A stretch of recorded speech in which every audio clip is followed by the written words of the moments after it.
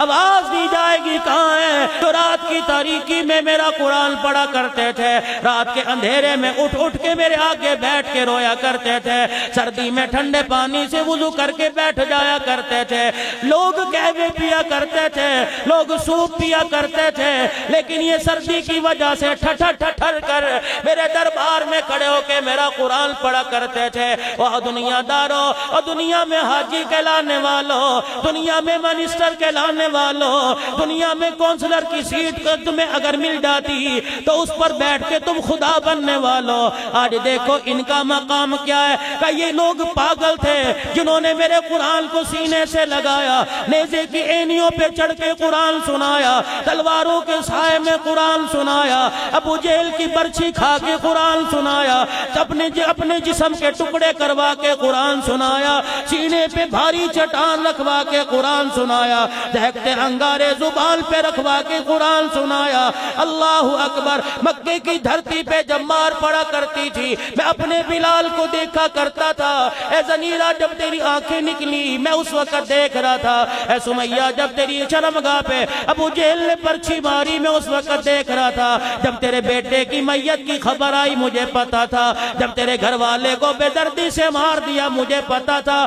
آواز دی جائے گی اللہ غنی، میں اس وقت تمہارے ترانے بھی سنتا تھا جب مکے والوں کے سامنے علل اعلان تم کہہ دیا کرتے تھے او مارنے والوں جتنا مار سکتے ہو مار لو، ایک بات سن لو، اگر تمہیں طاقت کے اوپر ناز ہے تو ہم غریبوں کو محمد کی صداقت پہ ناز ہے۔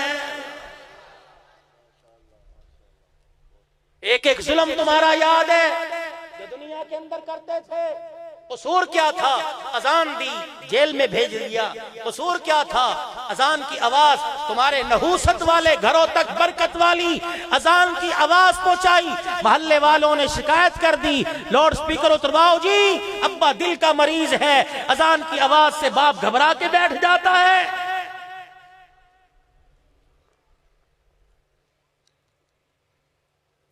کیا تمہیں کسی نے نہیں بتایا تھا کہ اپنے مکان کے دروازے اور اپنے مکان کی کھڑکیاں اور اپنے مکان کے روشن دان کا رخ مسجد کی طرف کرنا تاکہ گالی گلوچ سے اور لاؤ لب سے سارا دن جو تمہارے گھر میں خدا کی پھٹکار اور لعنت برستی ہے اذان کی برکت والی آواز سے وہ زحمت رحمت میں تبدیل ہو جاتی ہے۔ اذان کی آواز سن کر دروازے بند کر لیا کرتے تھے اور ٹی وی کی آواز اونچی کر لیا کرتے تھے، اور اذان کی آواز سن کے اللہ اکبر لوگ دسترخوان سے اٹھ کے مسجد میں جا کے بیٹھ جایا کرتے تھے۔ کیا یہ لوگ پاگل تھے؟ الم تکن آیاتی تتلی علیکم، کیا میرا قرآن تمہارے دروازے پر نہیں آیا؟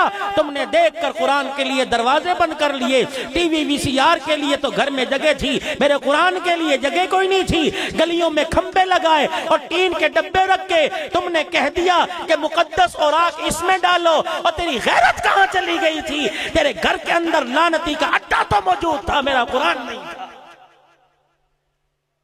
آج کرتے نہیں ہو؟ اسرائیل مرد آباد، برطانیہ مرد آباد، امریکہ مرد آباد، ڈنمارک مرد آباد، کس کس کو مرد آباد کہو گے؟ اپنے ضمیر کو مرد آباد کہو، اپنے دل کو مرد آباد کہو، اپنی نفسانی خواہشات کو مرد آباد کہو۔ میں کہاں سے لاؤں وہ نبی کے وفادار صحابہ، اللہ اکبر، جنہوں نے کربلا کے میدان میں بھی قرآن کو گرنے نہ دیا؟ میں کہاں سے لاؤں وہ نبی کی بیٹی زینب،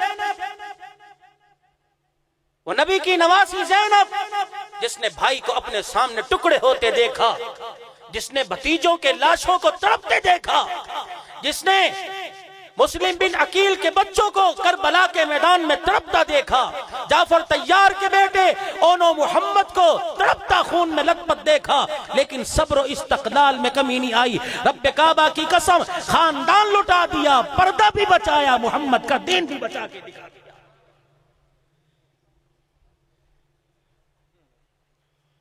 میں اس بیٹی کے ساتھ اس بیٹی کا موازنہ کیسے کروں؟ صحابہ نے سب کچھ قربان کیا، اسلام بچایا، وہ ایمان والے کوئی نہیں، تو نے سب کچھ بچا کے اسلام لٹا دیا، تو پھر بھی ایمان والا؟ جاؤ اس فقیر کی بات پر غور کرنا. آج سونے سے پہلے اپنے چہرے اور اپنے لباس پر نظر ڈالنا.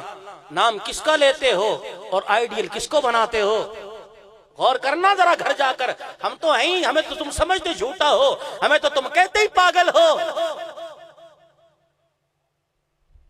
ہمیں تو انسان ہی نہیں سمجھتے.